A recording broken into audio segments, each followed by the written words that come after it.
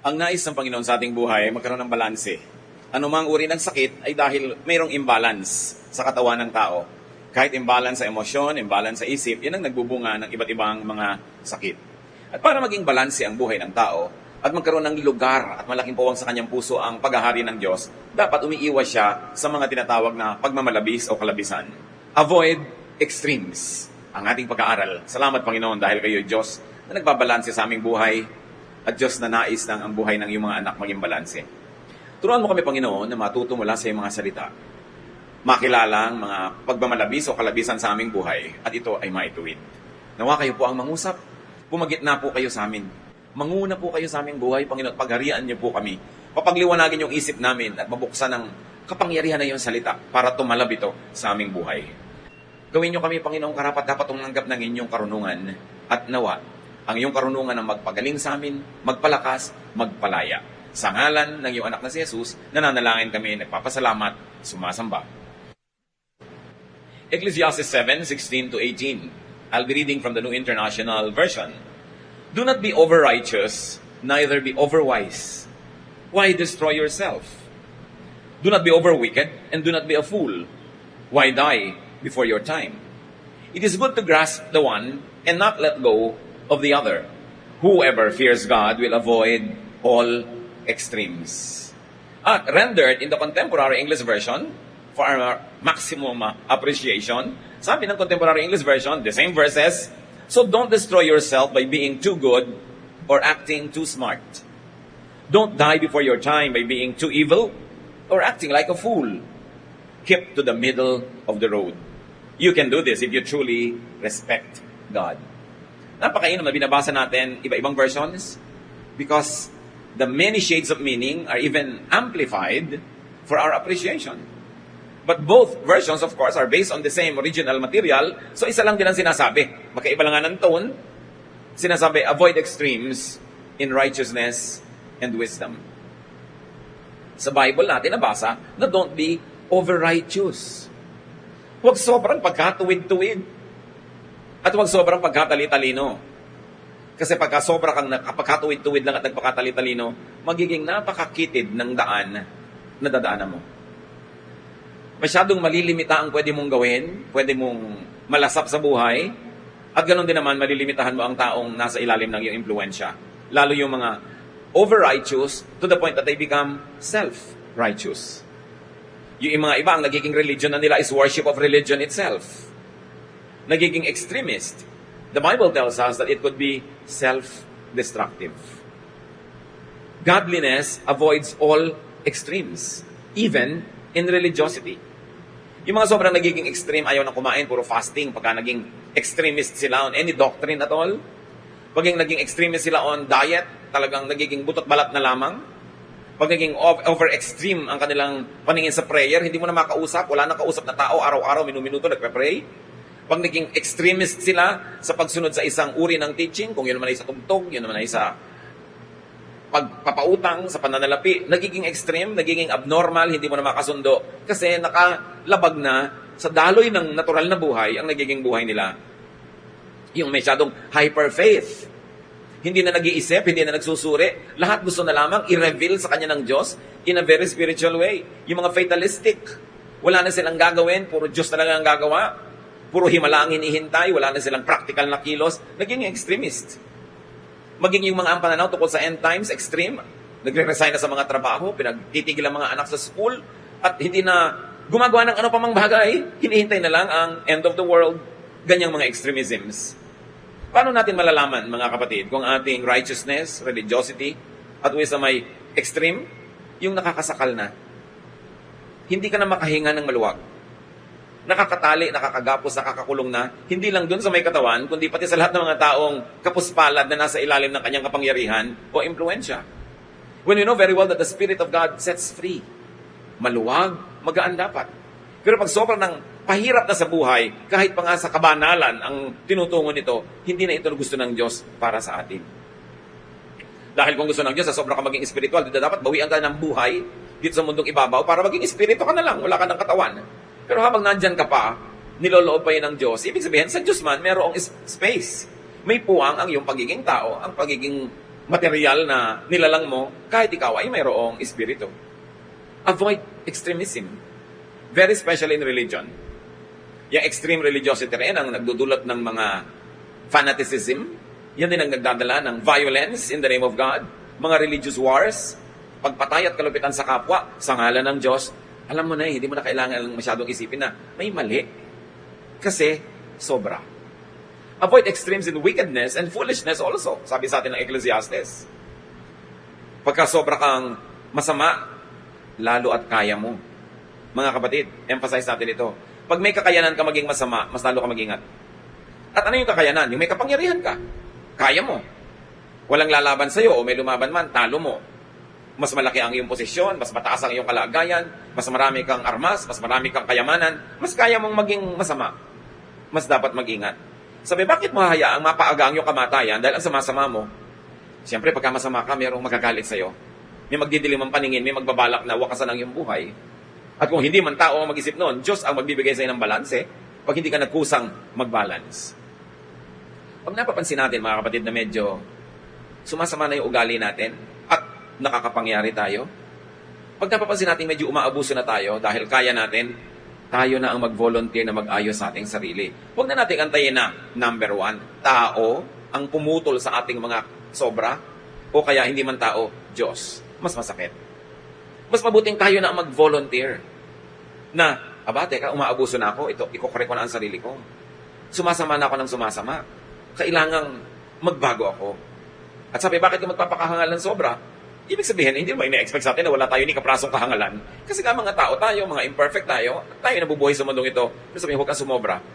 At ang dami mga tao, because of foolishness, maagang namamatay.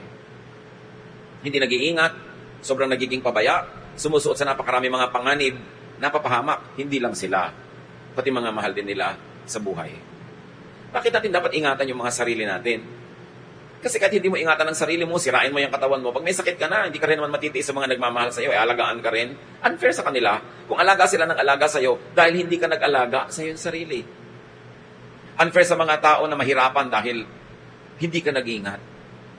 Yung mga nag-i-indulge sila sa mga dangerous activities, pwedeng ma-aksidente, pwedeng ma-paralyze for life, aalagaan at aalagaan ka rin naman ng mga pamilya mo at nagmamahal sa iyo. Pero bakit mo naman gagawin sa kanila yon? Kaya dapat ang tao nag-iingat, huwag nag-extreme. Kasi mga extreme sports, buhay mo, kaisa-isa mong buhay, itataya mo para isa-isang sports activity.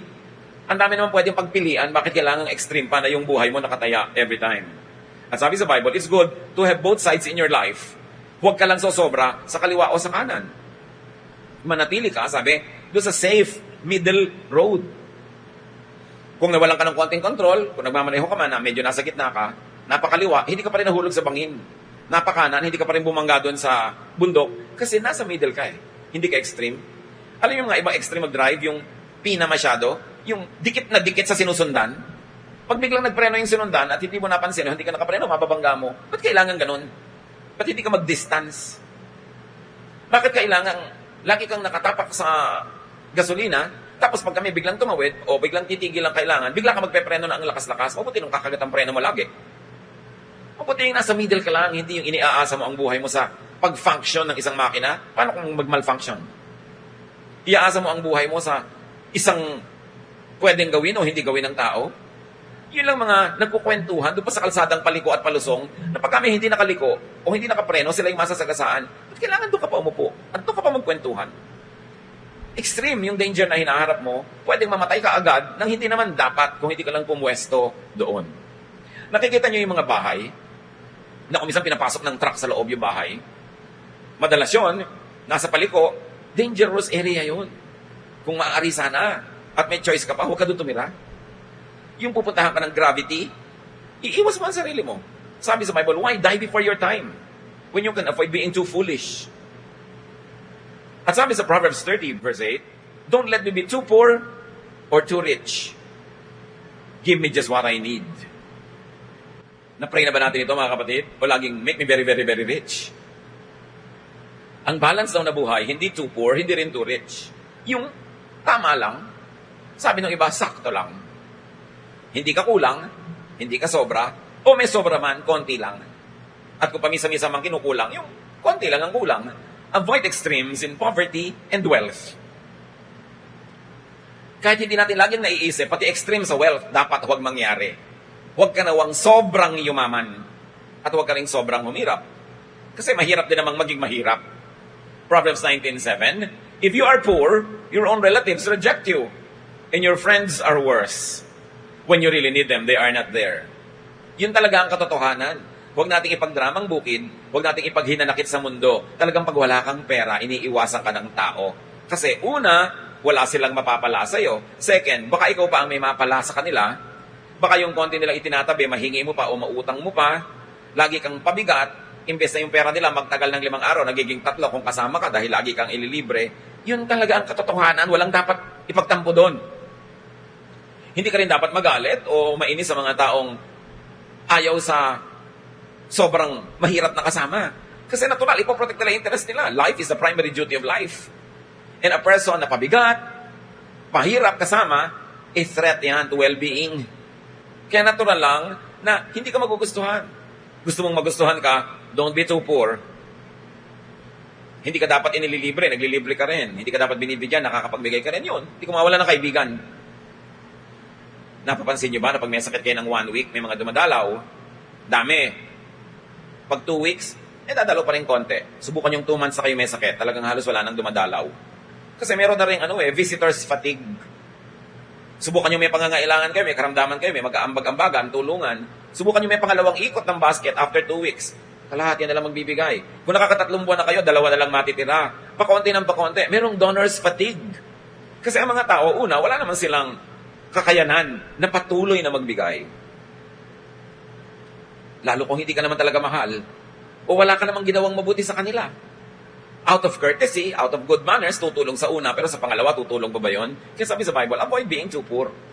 Pray that you don't become too poor and work hard so that you don't become too poor. And when you are very poor, work hard so that you don't remain poor. Huwag mong ipaghinanakit kahit kanino man, ikaw man siguro kung merong konti, tapos merong sobrang mahirap, magsasawa ka rin. Diyos na nga hindi nagsasawa sa atin. Kaya salamat na lang may Diyos. Pero kahit pa nga gano'n, nagdidisiplina pa rin ang Diyos sa mga tamad. Sabi nga ni Paul, if you do not work, you should not eat. Can you imagine? Kailangan, you deserve everything you enjoy in life. So don't be too poor. Hindi rin yan ang kagustuhan ng Diyos sa atin. But also, don't be too rich. Ecclesiastes 5:13-14, I have seen a grievous evil under the sun, wealth hoarded to the harm of its owners. Sabi, meron pang isang kabalintunaan at isa pang nakakalungkot na katotohanan. Kadalasan, yung kayamanang iniimpok, nagiging mitya ng buhay ng nag-iimpok at nag-iipon.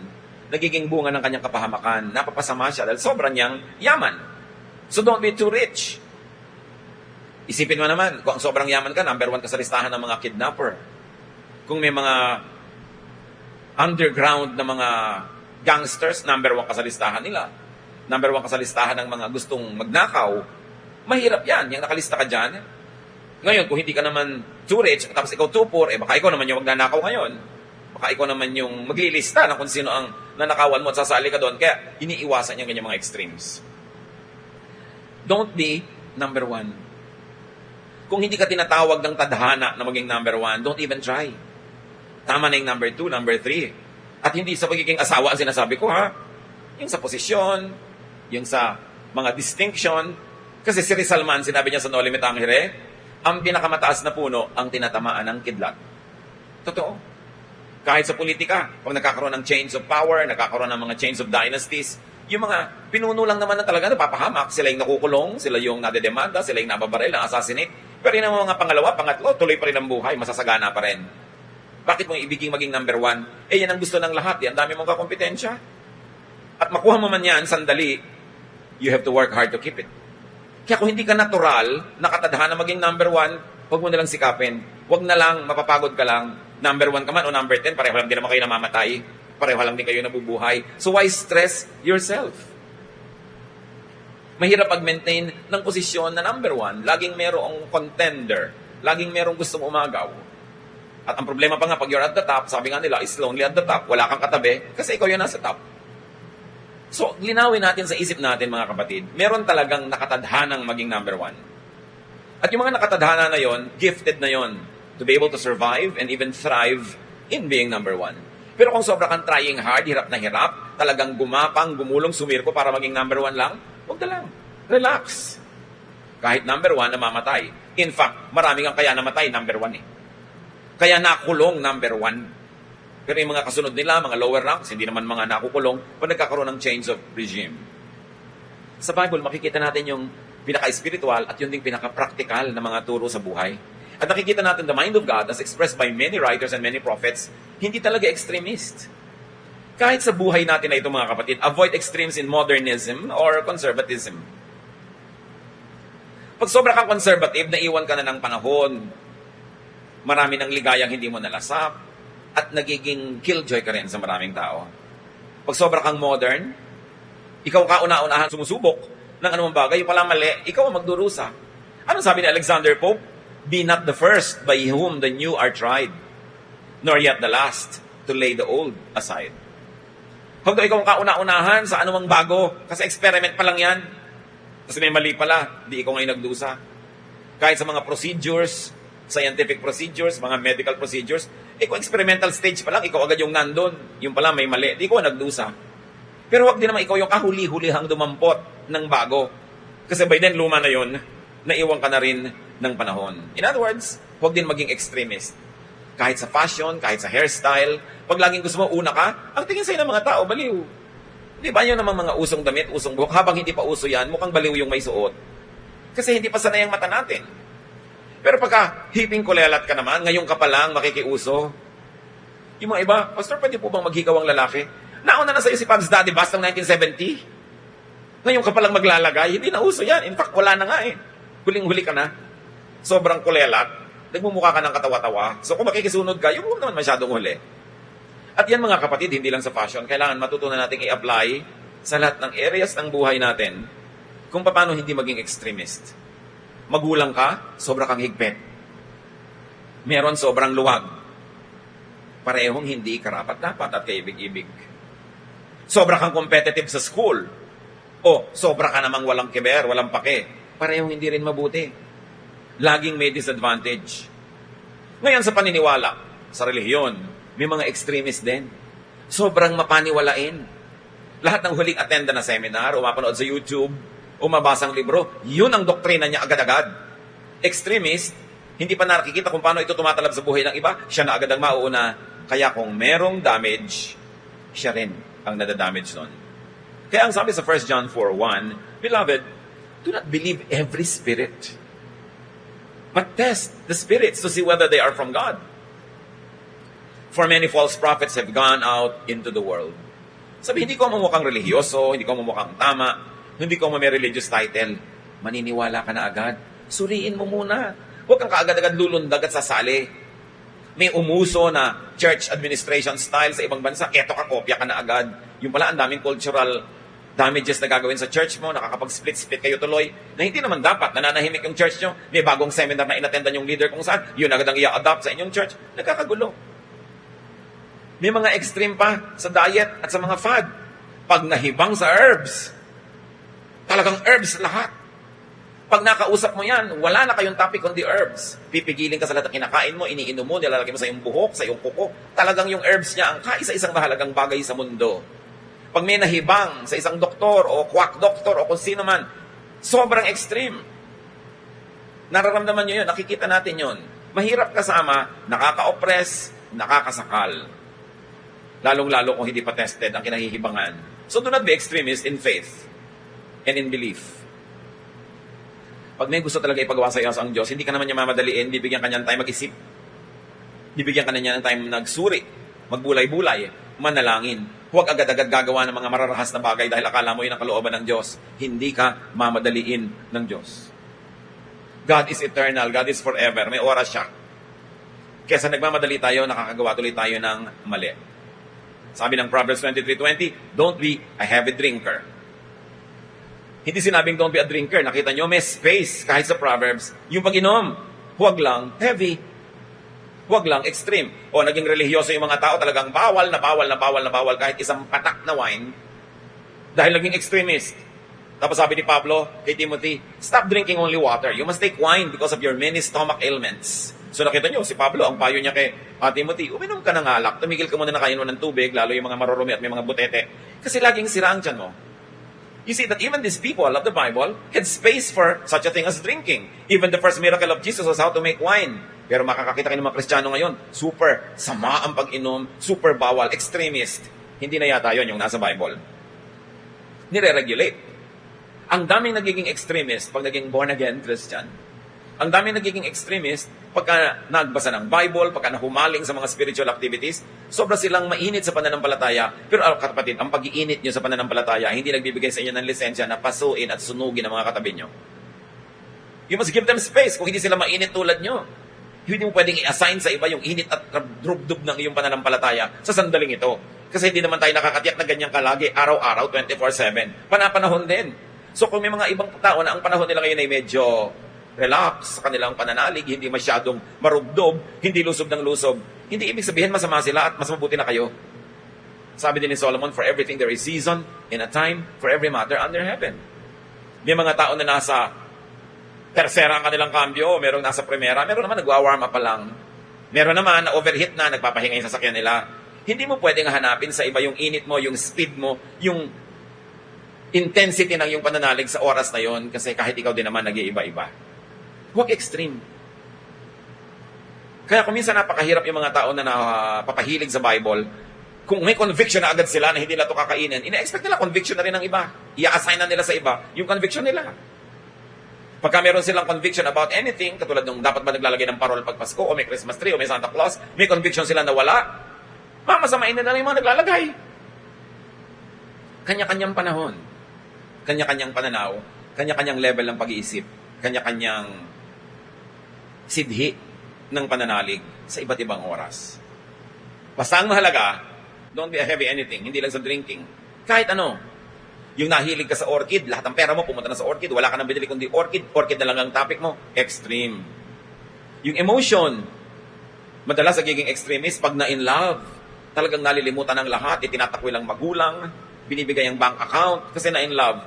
Tatandaan nyo yung mga emosyon na ganyan, meron din yung time element. Hindi ka nakakatiyak na bukas ganun mo pa rin yan kamahal. So huwag ka maging extremist sa pagtitiwala, sa pagbibigay.